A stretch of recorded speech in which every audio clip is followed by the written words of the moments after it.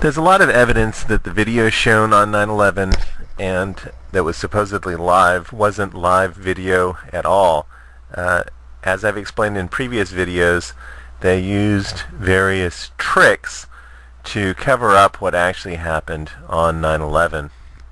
And one of the tricks that they used was looping tape.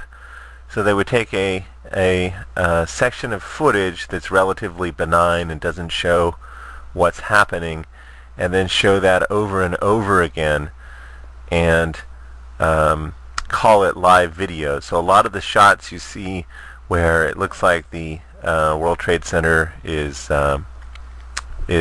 smoking, they've just taken a few seconds of video and they keep showing it again and again and again, but they're claiming that it's live.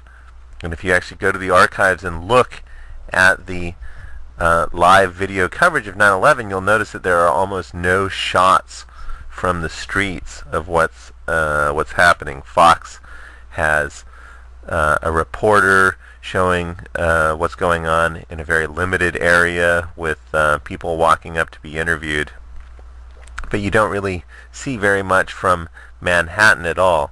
They keep jumping back between shots of smoke coming out of the World Trade Centers and shots of smoke coming out of the Pentagon, and there's reason to think that they're not even showing you live shots of smoke coming out of the World Trade Center or smoke coming out of the Pentagon.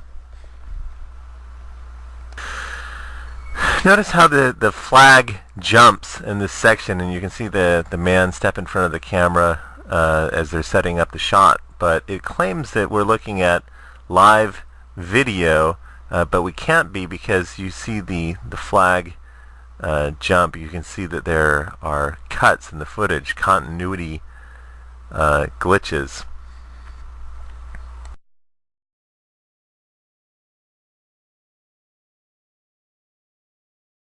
Target in what is evidently a sustained terrorist campaign, series of events in the United States today. So Euronews claimed that that was live video we were looking at from the Pentagon, but we know that it can't possibly be live video because the flag can't jump. We're looking at the seams of a tape loop there, and they messed up. They weren't supposed to broadcast the beginning and end, the rough parts of the tape loop. They were supposed to make it seamless so it looks like the flag is waving and there's smoke coming out of the Pentagon. And then they can show that over and over again and say, oh, we're going back to a live shot at the Pentagon, when really all you're looking at is a few seconds of video that have been looped together. So they did that over and over on 9/11, and the reason to do that is so that you can't see military equipment in the area. You can't see people firing missiles or setting off bombs or doing any of the other things that caused the explosions. Fortunately, many people videotaped the events of September 11th as they unfolded on television, and so we can prove from the many videotapes that exist and the television archives that non-live video was passed off as live video on 9/11. So the next example we'll look at is from NBC4 in Washington. They claim that they're showing us live footage of the Pentagon, but we'll see that it cannot possibly be live. So the reporter on the scene is conducting a live interview, and it says live, and yet somehow we see footage of people evacuating the Pentagon. It says live, but watch what happens here. They're walking around. The shadows are the wrong length for the time of day that this video is representing. So we see people walking through the parking lot. Notice how nobody looks upset, like nobody looks surprised, and then suddenly there's a jump cut in the live video. That jump cut is proof that the video wasn't live. So let's look at this footage again. Also, notice the shadows on the ground as the people are walking. Remember, it's basically a cloudless day on 9/11, and yet it appears to be overcast in this part of the clip. Again, the people don't look nervous. Watch the woman with the bob haircut as she comes into view here. So I believe that this is stock footage that was not shot on 9/11, and they've simply blue screened in that layer with smoke. But there we go. Okay, so now that you know what to look for in the clip that proves that it could not possibly be a live clip, I'll show it with the audio as it aired on 9/11.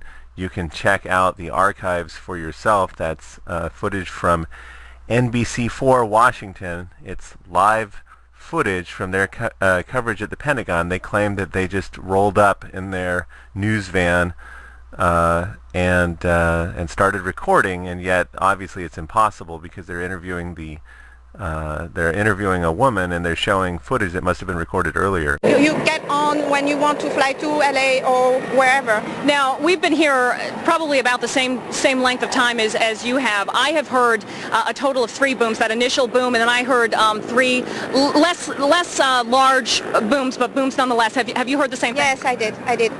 Smaller explosions. Maybe it's inside the building, some gas lines exploding or something. I don't know. But we heard the other explosions. I don't see any other smoke anywhere, so I suppose it's from inside the building. Okay, Isabel James, thank you very much for joining us. So people think that they saw live video from the Pentagon, but what they were really watching is some sort of scripted footage. It was obviously pre-recorded because it's got edits in it. It couldn't possibly have been live, so they think that they're seeing live footage from the Pentagon as it burns, but that footage probably wasn't even shot on 9/11. This was probably just footage from a drill, months or years earlier, and then they've edited in some smoke of the Pentagon burning. So let's look at another deception technique they used again and again on the supposedly live 9/11 videos. Rather than showing us actual live footage of the destruction unfolding in Manhattan and at the Pentagon, they created filler by taking innocuous footage, sort of benign footage with nothing happening in it, and then slowing it down and showing it over and over and over again. So I'll show an example of that. May have flown out of Newark, New Jersey. This is an official who was speaking on the condition of anonymity. Again, there is no confirmation of that. We just know that there were 2 planes that went in.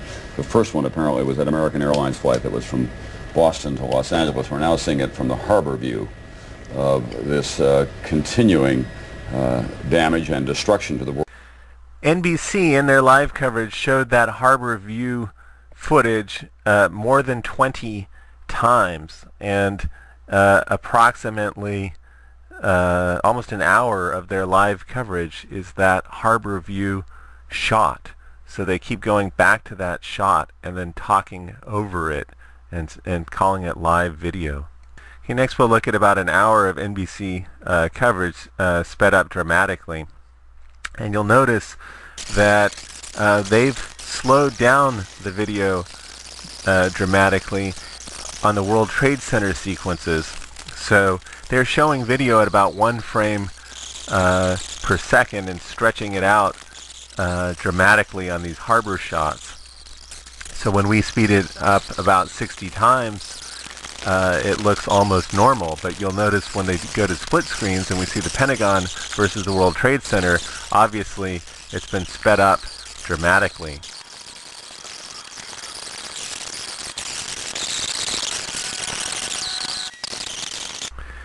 They took just a few minutes of footage of the water that probably wasn't even taken on September 11th. You don't see any police boats rushing into the scene or things going back and forth to Manhattan. That's just footage of the water taken on an ordinary day with a few snippets of the smoking World Trade Center, and then they slowed it down dramatically to fill up hours of video and called it live video on 9/11. Had in mind. Let's go to Bob Hager, who is, of course, NBC's aviation expert. Bob, what kind of information are you getting from your sources? Not a lot, Katie, from the FAA. For instance, they are not talking about any possible hijacks. And normally they can tell when there's a hijack in progress because the pilot, the original pilot of the plane, has various buttons that he can push that set off a code and tell them that there were hijacks. But they went too far on 9/11 don't let them get away with treason and mass murder. This cannot stand. Please watch 9/11 Octopus and September Clues.